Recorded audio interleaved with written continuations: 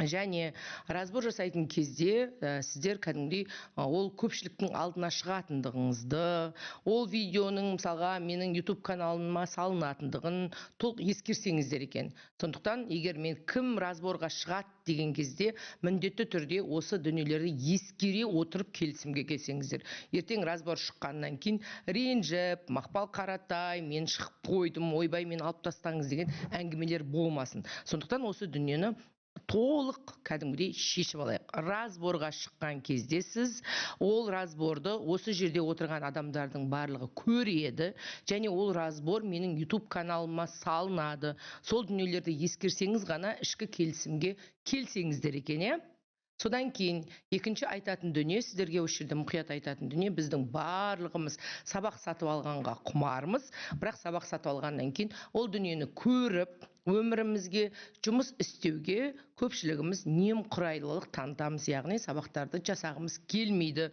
Сондықтан өзіңізге уақыт тауып, кәдімгідей отырып, осы сабақтарды айтылған дүниелерді жасасаңыздар екен. Өйткені сіздердің көпшіліктеріңіз ойлауыңыз мүмкін, сабақ менде 1 жыл сақталып тұр, сондықтан менің уақытым бар, 1 жылдың арасында қарап үлгерем деген кезде жылдар жылжып өте береді, ал сіздің содан кейін қалаған нәтижеңізге жетпей қаласыздар, Осы жағдайларды қатаң ескеріп, кішкене табандылық танытып, сабақты тыңдап, бірнеше мәрте қайталап, медитацияларды жасап отырсаңыздар екен деп мен сіздерге тағы бір мәрте ескертемін. Сонымен сәлематсыздар, сіздерді көріп отырғаныма шын жүрегіммен қуаныштымын. Әрі қарай жалғастырайық. Неліктен мен бір айтылған дүниені сіздерге 1000 рет, миллион мәрте айтуға дайынмын. Себебі осы дүниелерді мен өзім де миыма шегелеген сайын, қайта-қайта енгізген сайын, түсіндіргеннен кейін ғана менің өміріме үлкен өзгерістер келе бастады. Алдымен мен сіздерге ояну, яғни бүкіл қазір әлемнің барлығы пробуждается, оянуда, ояну деген не деген тақырыпты сіздерге толыққанды түсіндіріп кетпекшімін. Өйткені хотя бұлардың барлығы менің сабағымда түсіндірілгенмен, дәл зумның барысында қайтадан шегелеп айтатын болам. Бірнеше мәрте сіздің пока ішкі сознанияңызге жеткенше мен сіздерге қайта-қайта айтудан жалықпаймын. Әрі қарай түсіндірейін. Сонымен жалпы байқасаңыздар, осы соңғы жылдары, мысалға 24-ші жыл, 25-ші жыл кәдімгідей адамзат баласына оңайға тиген жоқ. Адамдарды кәдімгідей эмоциональный качеляда адамдар әртүрлі күйлерді кешуде. Бұрынғыдай жаймашуақ, қой үстінде боз торғай жұмыртқалаған уақыт жоқ. Адамдар біресе эмоциясы былай көтеріледі, біресе былай түседі. Яғни осындай бір алма-ғайып кезеңде өмір сүруде. Өйткені осы эмоциональный качеляның барлығы 24-ші жылда, 25-ші жылда болған качелялардың барлығы адамдарды оятуға жасалынып жатқан үлкен кезеңдер болып табылады. Сондықтан ояну деген не, жалпы ұйықтайтын адам деген не деген түсінікті мен сіздерге қазір мұқият түсіндіре кетпекшімін. Ұйықтап жатқан адамдар өздерінің автоматизированный, бессознательный программаларында өмір сүретін адамдар. Мысалға, ұйықтап жатқан адамдар, қарасаңыздар, өмірдің өзгеретіне олар мүлдем сенбейді. Олар өмірлеріне бір жарқын сәттер келетініне сенбейді. Адамдар шамамен 35 жасқа шейін толық қалыптасады. Адам мынау кәдімгідей бір жаңа компьютер деп қараңыз, Сол компьютерге адам өмірге келгеннен кейін файлдар загружать етіледі. Яғни адамның әртүрлі түсініктері, убеждениелері, адамның ойлары, эмоциялары, құндылықтары, адамның жаңағы өмірге деген көзқарасы, осының барлығы кәдімгідей компьютерға загружать етілген файл сияқты сіздің бойыңызға жазылады. Осы программамен біреулерге мысалға миында 1 миллион теңге үлкен ақша болатын шектеумен, біреуге 1 миллион теңге ешқандай құны жоқ шексіздігімен, әркім әртүрлі программасының жетегінде өмір сүреді. Осы программалар мысалға Біздің ішімізде қорқыныштарымыз бар, біздің ішімізде сеніміміз бар, нанымымыз бар, менталитетіміз бар, ішкі мәдениетіміз бар, біздің ішімізде біліміміз бар, біліктілігіміз бар. Осының барлығы біздің ішкі кеңістігімізді құрайды. Осыдан біз тұрамыз. Восприятиямыз бар, біздің реакцияларымыз бар, эмоцияларымыз бар. Осының барлығы біздің ішкі әлемімізді құрайды. Адамдар осы ішкі әлем арқылы ғана бір-бірінен отличается, яғни адамдар. Өйткені біздің ішкі әлеміміздегі программаларымыз, яғни келесі адамның ішкі программаларынан айырмашылық бар болып табылады. Ұйықтап жатқан адамдар өздерінің осы ішкі программаларына қалтықсыз сенеді, яғни осының барлығын шындық деп ойлайды. Егер оның ішкі программасында ақша табу өте қиын, либо болмаса мен ауырып қалуым мүмкін, өмір деген қорқыныш, болашақ деген қорқыныш деген ойлар тұратын болса, адамдар сол өзінің ішкі программасымен ауыр болып, соған сеніп өмірін сүре бастайды. Ояну деген мен сіздерге қайталап айтам. Когда сенің фокусың, назарыңды өзіңнің қазір дыханиеңе қойш, мен сабақта сіздерге осыны бірнеше мәрте үйреткен болатынмын. Қазір міне өзіңнің фокусыңды ішіңе қарай бұрдың. Яғни кеудеңе кірген және шытқа қарай шыққан ауаға назарыңды өзіңнің ішкі әлеміңде не болып жатқанына бұра бастадың. Яғни дәл қазір өзіңе сұрақ қой. Мен не ойланып отырмын? Мен не сезініп отырмын деген сұрақты қойсаң. Что я чувствую, о чем я думаю? Мен не ойланып отырмын, және мен не сезініп отырмын? Осы сұрақты қойғаннан кейін өзіңнің ішкі әлеміңе, яғни что ты делаешь, осы моментте өзіңнің ішкі әлеміңе подключаешься, қосыласың. Дыханиеңе назар аудар, міне. Кеудеңе ауа кіргеніне және сыртқа қарай шыққанына назар аудара баста. Осы бірінші топтағы адамдардың барлығын ұйықтап жатқан адамдар. Әлемнің, енді қазір ойлаймын, осы соңғы кездегі білімнің көбеюіне, соңғы кездегі жалпы адамзаттың оянуына байланысты көп адамдар оянды деп ойлаймын. Адамдардың басым бөлігі оянуда. Бұрын адамдардың негізгі 80% ол ұйықтап өзінің программасында өмір сүріп, осы программасын тағдыры деп есептеп, яғни маған осы тағдыр бұйырған екен деп, соның өзінің ішінде болып жатқан процестерден мүлдем бейхабар, өзінің қандай ойы бар екенін, қандай эмоциясы көтерілетінін, қандай реакциясы бар екенінен мүлдем бейхабар, ұйықтап жатқан, таңертең мысалға 9-да жұмысқа барады, кешкі 6-да жұмыстан келеді. Сол бір кішкентай ғана өмірдің айналасында өмір сүретін адамдар болатын болса, яғни Құдайдың маған бұйыртқан осы екен, жарайды, енді осыған көнем деп өмір сүретін, өздерінің ішкі программаларымен өмір сүретін адамдар болатын болса, екінші топтағы адамдар, олар уже ояна бастаған адамдар. Яғни сен өзіңнің ішкі әлеміңе назар аударған кезде, например, мен үнемі айтам, фокусыңды өзіңнің дыханиеңе қойып таста. Қазірдің өзінде мысалға кеудеме кірген және сен шыққан ауаға назар аудара бастаған кезіңде, Жанбота, сен өзіңнің денеңе қарай түстің, бастан денеге түстің. Яғни өзіңнің, мысалға менің фокусым в основном мына жерде тұрады. Все время мен жүрегіме қарай ауаның кіргеніне, шыққанына, яғни денемде отырам. Сол моментте сен өзіңнің ішкі кеңістігіңде болып жатқан процестердің барлығын көре бастайсың. Яғни осы кезде сенің ішіңдегі болып жатқан әлемді қараңғылыққа, как будто жарық түскендей, сен өзіңнің ішіңдегі ойларыңды және эмоцияларыңды, өзіңнің программаларыңды көре бастайсың. Мұны екінші кезең деп аталады. Мен сіздерге қазір 3 кезең туралы түсіндірем. Біріншісі оянбағандар, яғни өзінің автоматизированный, өзінің бессознательный, бейсаналы программаларында өмір сүретін адамдар. Екіншісі оянған адамдар, яғни үшінші кезеңді қазір сәлден кейін ұғындыратын болам. Яғни осы кезеңде сен өзіңнің ішкі әлеміңе назар аудара бастаған кезде сен өзіңнің ойларыңды көре бастайсың. Яғни сенің басыңа өте көп 60 мың, 70 мың ой келетінін байқайсың.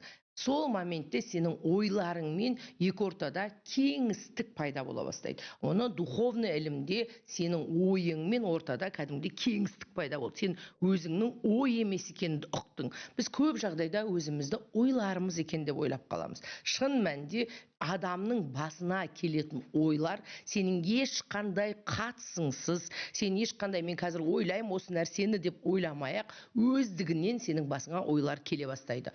Мұны ойларды жалпы адамның язык ума дейді, яғни адамның ақылының тілі деп айтады. Сен ой үздіксіз сөйлей береді, сенің ішкі диалог сияқты басыңа қазірдің өзінде мысалға ана шыңғыс музыканы қосып жіберді ма, мына жақта Айко отыр, мына жақта бір нәрсе деген сияқты үздіксіз сенің басың сөйлеп әртүрлі ойлар саған келе береді. Мысалы күні бойы біз мысалға адамдардың көпшілігі көп жағдайда негативті ойлаймыз, қорқынышты ойлаймыз, болашақты ойлаймыз, болмаса өткен шақты ойлаймыз, болмаса бағанағы бір кезеңдерді ойлаймыз. Әйтеуір бізді ой үздіксіз алып кеткісі келеді. Сол ойларыңды сен өзіңнің дыханиеңе назар аударған кезде, когда сен фокусыңды ішкі әлеміңе бүйтіп қадап қойған кезіңде, мен қазір сіздерге фокус деген бөлімді прям мұқият түсіндіретін болам. Сен уже ойларыңды көре бастайсың. Мәссаған, мен осындай ойларды ойлаймын екен ғой деп. Яғни сен ояндың. Уже сен бессознательный программада емессің. Сен ішіндегі духың оянып, өзіңнің ішіндегі ойларыңды анық көре бастадың. Мәссаған, менің басыма осындай ойлар келеді екен ғой деп.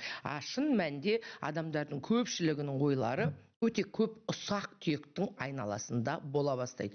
Сонымен қатар ойлардан бөлек сен өзіңнің ішіндегі эмоцияларыңды көре бастайсың.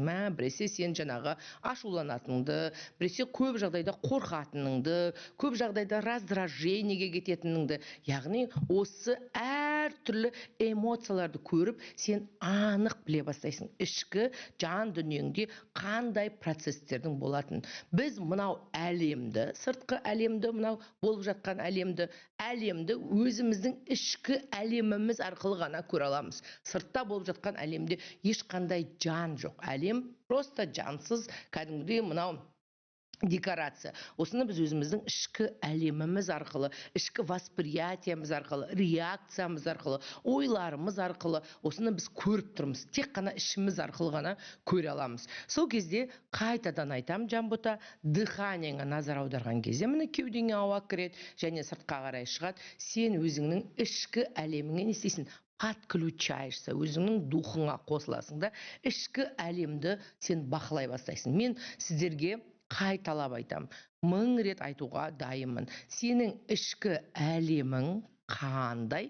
Сенің ішкі әлеміңнің ішінде жаңағы өте қатты қорқыныш, уайым ішкі әлеміңде, өте қатты раздражениеден тұратын болсаң, сыртқы әлем соның айна қатесіз көшірмесі болып табылады. Яғни сенің ішіңде қандай сезімдер көтеріледі, сен соған сәйкес өмірді тарта бересің. Сондықтан әрбір адам өзінің өмірін дұрыстау үшін, өзінің өмірін реттеу үшін алдымен өзінің ішкі әлеміне өту керек. Ішкі әлемді дұрыстауға тура келеді. Сол үшін қазір егер мен тыңдап отырған болсаң, онда назарыңды қайтадан дыханияға бұра баста.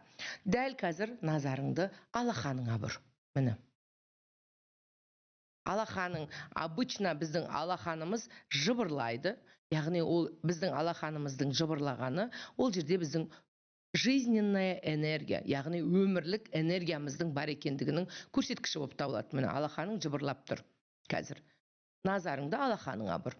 Одан кейін назарыңды табаныңның астына бұр. Міне. Назарыңды кеудеңе ауаның кіргеніне бұр.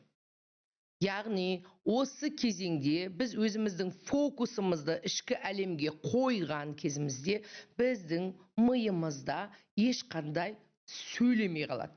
Өйткені біз үздіксіз сөйлейтін миды тоқтатамыз да, біз өз фокусымызды өзіміздің қолымызға ала бастаймыз. Яғни біздің зейініміз, назарымыз өзіміздің қолымызда бола бастайды. Мұны Джо Диспенза өзінің еңбектерінде не дейді?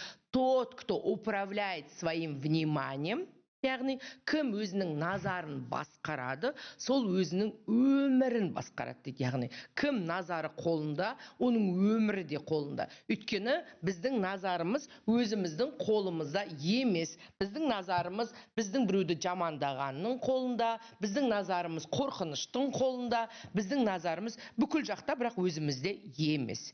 Енді осылай өзіңіздің ішкі қазіргі адамдардың басым бөлігі, негізгі бөлігі осы екінші этапта өмір сүретіндер. Яғни адамдар өздерінің ішкі программаларын четко көре бастады. Яғни адамдардың көпшілігі өздерінің ойларын көре бастады және өздерінің эмоцияларын көре бастады. Эмоциядан бөлек біз өзіміздің қайтадан дыханиямызға назар аударған кезімізде, өзіміздің ішкі әлемімізге міне қосылдым мен қазір ішкі әлеміме, не сезініп отырмын деген сұрақты өзіме қойдым. Что я чувствую? Мен не сезініп отырмын деген сұрақты қойған кезімде, біз өзіміздің ішкі программаларымызды четко көре бастаймыз. Яғни біз өзіміздің қорқыныштан тұратынымызды, болашақты қорқа беретінімізді, болмаса біз өзіміздің жаңағы әртүрлі бессознательный бейшара кейіпке еніп кететінімізді, уайымға еніп кететінімізді, осының бәрін қызғанып қалатынымызды, өзімізді бір өзгелерін төмен сезініп қалатынымызды, барлығын біз уже көре бастаймыз. Мен сіздерге осы сабақтың барысында өте құнды алхимик деген курсты сіздерге берген болатынмын. Сол курста мен сіздерге өте терең тарқатып айтып берген болатынмын. Яғни сіз өзіңіздің ішкі программаңызды көргеннен кейін ол программаларға байланысты өзіңізді жек көрмей, яғни ол программалардың енді сіз жетегінде кетпей, өзіңіздің өміріңіздің создателіні, твореціне айналып, яғни ол программалардың сізді алып кетпеуіне фокусыңызды өзіңізде ұстап тұра аласыз. Қазір мені мұқият тыңдасаңыздар. Менің айтқан дүниелерім бәлкім сіздерге өте ауыр тиюі де мүмкін, бірақ дыханиеңізға назар аударыңыз. Міне, дыханиеңізға назар аударыңыз. Кеудеңізге кірген және шыққан ауаға назар аударыңыз да өзіңізді осы шаққа алып келіңіз. Когда сіздің назарыңыз тек қана өзіңіздің дыханиеңізді тұрған кезінде, сіз осы шақта тұрсыз деген сөз. Яғни сол кезеңде ғана сіз божественный потоктың энергиясына қосылып тұрсыз деген сөз. Сіздердің көпшіліктеріңізде, мысалға, мен енді инстаграмда байқаймын өзімнің аудиторияммен жиі сөйлескен кезде, мен қазір шаршап қаламын, менің бойымда энергия жоқ, яғни менің энергиям қайда кетіп жатыр, энергияны қайдан аламыз деген сұрақтар өте көп жиілі қойылады. Неге звук қосылып кетті? Ничего страшного, да? Отключили. Өте сол сұрақтар өте көп қойылады. Энергия дәл қазірдің өзінде божественный энергия үздіксіз келіп тұр. Дәл қазірдің өзінде энергия ешқайда кетпейді. Ол тек қана осы шақта тұр. Когда сіз өзіңіздің дыханиеңізға назар аударып, өзіңіздің фокусыңызды ішіңізге қойған кезде, сіз автоматты түрде энергияға қосыласыз. Ал егер сіз өзіңіздің қорқынышыңызға кіріп кетсеңіз, ал егер сіз өзіңіздің уайымыңызға, либо болмаса ойыңызбен бір болмайтын ойларға, болмайтын дүниелерге кіріп кеткен кезде, сіз ол энергиядан ажырап қаласыз. Мәселе суда ғана болып табылады. Яғни сіз ол энергия автоматты түрде қосылмай қаласыз. Міне қайтадан сізге айтам. Назарыңызды өзіңіздің дыханиеңізға, деміңізге аударыңыз. Кеудеңізге кірген және сыртқа қарай шыққан тыныс пен деміңізге назар аударыңыз. Әрдайым фокусыңызды өзіңіздің ішкі әлеміңізге қоя беріңіз, қоя беріңіз, қоя беріңіз. Сол кезде ғана сіз қазіргі шақта өмір сүре бастайсыз. Сол кезде ғана сіз буырқанған энергияда өмір сүре бастайсыз. Сол кезде ғана сіз өзіңіздің ішкі әлеміңіздің короліне, яғни ішкі әлемнің басқарушысына айналасыз. Өйткені сіздің ішкі әлеміңіз әлеміңізді өзіңіз басқарып тұрған жоқсыз. Сіздің ішкі әлеміңізді в основном оянбаған адамдардың ішкі әлемін өзінің бессознательный, бейсаналы программалар басқарып тұр. Яғни қорқыныш алып кетеді, 2-3 күн қорқытып сені алып келеді, пока есің жинағанша уайымың алып кетеді, яғни тәнің алып кетеді, тағы да қорқыныштармен, болмаса біреу сені жамандады деген нәрсеге сен ойбай деп көңіліңді бөліп соған қайғыруға кетіп қаласың. Яғни дыханияға назар аударған сайын сен өзіңді осы шаққа қайтарып отырасың. Мен сіздерге айтқым келеді, жанботалар. Менің айтылған осы сабақтың барысынан дүниелердің көпшілігін ұқпасаңыз да, мен айтқан дүниелерді жасамасаңыз да, пожалуйста, бірақ нәрсені үйренсеңіздер екен. Ол присутствовать в моменте здесь и сейчас. Қазіргі сәтте өмір сүру, дыханияға қайтадан оралу. Міне, кеудеңізге ауа кіргеніне және сыртқа қарай шыққанына назар аударып отыру. Осы кезде сіз өзіңізді кәдімгідей мызғымайтын ішіңізге фокусыңызды қойып тастайсыз. Сізді ешқандай дауыл ала алмайды. Яғни сіз өзіңіздің ішіңізде мекендей бастайсыз. Енді осы екінші қазіргі адамдардың көпшілігі осы оянған адамдар болып табылады. Яғни адамдардың көпшілігі қазір өзінің ішіндегі болып жатқан процестерді анық көре бастады. Бірақ адамдар, яғни осы процестердің ішіне кірген кезде, өзінің ішкі процестерін көре бастаған кезде эмоцияға батып кетіп жатыр. Адамдар біресе жаңағы қайғыруға, біресе уайымдауға батып кетіп, қалай шығарын білмей жатыр. Үшінші топтағы адамдар, олар уже полностью өзінің жаңағы восприятиесін, өзінің фокусын ішіне қойып алған. Олар уже ол адамдарды ешқандай ішкі программасы алып кете алмайды. Өзіне жаңа программа қоятын адамдар. Представьте, сіздің ішіңізде қазір қараңызшы, үлкен кеңістік бар ішкі әлеміңізде де. Сол кеңістікте сізді әбден алып кетуге үйренген программаларыңыз бар. Біресе сізді жаңағы, оны біз матрица деп атаймыз. Мен сіздерге осы курстың аясында, формула курсында болсын, жалпы алхимик курсында болсын, толыққанды түсіндіріп айтқан болатынмын. Яғни сіздің бессознательный, бейсаналы, мысалға қарызға кіру деген программаңыз алып кетеді. Сіз сол программаны қалай отработать етіп, қалай жаңағы қарыздың ішіне қалай кіріп кеткеніңізді, қалай страдать еткеніңізді соның кесірінен, қалай жаңағы дүниелерден өткеніңізді өзіңіз білмей қаласыз, иә? Когда сіз өзіңіздің дыханияңызға назар аударып отырған кезде, сіз үшінші кезеңде отырған кезде, сіз ол кезеңдерге уже өтпейтін боласыз. Яғни енді таңдау сіздің ішіңізде болады. Күн сайын таңертең ұйқыдан тұра салысымен, пожалуйста, сіздерге өтініш. 20 минут орныңыздан тұрғаннан кейін сразу телефонды алып, социумға кіріп, сразу жаңағы өзіңіздің программаңызға кіріп кетпей, просто отырып, дыханияңызға назар аударып отырып, міне кеудеңізге кірген және шыққан ауаға назар аударып отырып, өзіңізді осы шаққа қайтарып отырсаңыздар, үнемі үздіксіз. Қазірдің өзінде назарыңызды алақаныңызға аударыңыз. Назарыңызды табаныңыздың астына аударыңыз.